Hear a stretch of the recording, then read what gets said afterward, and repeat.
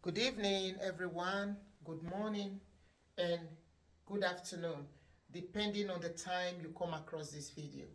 My name is Light. I want to share with you three things, 3 points on, on the reality of being broke abroad. One of the reality of being broke abroad is social isolation. Yeah, that one really hits hard because when you come to a new place, and it's very normal, when you come to a new place, you find it so difficult if you don't have a family member, a friend, or just somebody you know. You move to a total new country where you have never been before.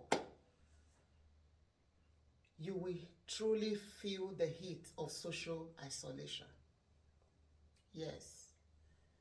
And even the people you meet, before you can be able to make friend with them, you have to be able to know, study who these people are. You don't just jump into friendship when you come to a new country, especially in the Western world, because a lot of people,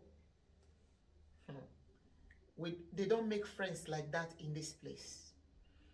And the best place for anyone that come newly, whether you are old here, whether you are coming newly, the best place to be is in the church. Once you visit the church and you are going to church, from there, gradually, you will be knowing people. Just step by step, you will get used to people and you will be able to make a friend, either one or two. But please, do not make too many friends. When you make too many friends, you are going to have too many problems. The best thing for you to do is to make your cycle to be small. As long as you stay here, you will be able to know the environment and you will be able to know the system, and the system will also be used to you. All right? So number 2 is the emotional stress that follows being broke. Despite that you are isolated, especially by the people that are even coming from your own country. I'm a Nigerian. As a Nigerian coming to Belgium, for instance, you don't expect somebody from Sierra Leone, from any other country, Guinea or all that, because they don't know you. But once a lot of Nigerians know that you are a Nigerian and you are just coming, they will just overlook you because they know money you don't have, documents you don't have. Number one, you will be isolated and you will continue to have that emotional stress. So before you leave, my brother and my sisters, make sure you prepare your mind. Number 3, preparing your mind also has something to do with how much you are coming here with. Don't never you come empty-handed. Nobody is going to lend you money when you are broke, when you don't have anything in your pocket. You need it. You need that money. Make sure you are able to be very prepared. Like if you are a business person, save enough money, substantial amount of money that will take you for like 6 to 9 months. At least by then, you will be able to be able to use to the system a little bit. But also be careful of how you spend that money. Be careful of how you spend that money, because sometimes you can come with a huge amount of money, but if you don't take care in spending it, before you know it, it is gone and you will come back to square one. All right? Number 3, is that is what I just finished. That is the logistic, all right? Because here, sometimes if you have to have an appointment or you go to the hospital, you need money, all right? You need money to pay to the doctor. You need money to buy your drugs, your medication.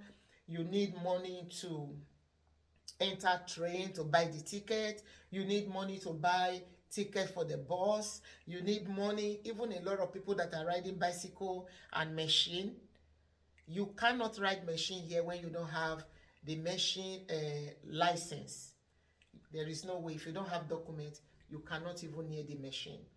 But bicycle, anybody can ride, whether you have document, whether you don't have document. Even the people that owns companies, sometimes, especially in the summer, they do ride bicycle to work. That one is a normal thing in the Western world, all right? But you need money in your pocket to be able to, that can sustain you. You need money here. Without money, the suffering is too much. Without money. So what are you going to do in order not to go broke? Like, if you come with a lot of money, what are you going to do to be able to live at least for months before you are able to get used to the system and be able to do some things for yourself and be managing small. Number one is to make sure you don't live above your means. Don't live above what you have. Live a very simple life. Even if you have your documents, if you are living above your means, still you cannot make it. Because here, things are really high and very expensive.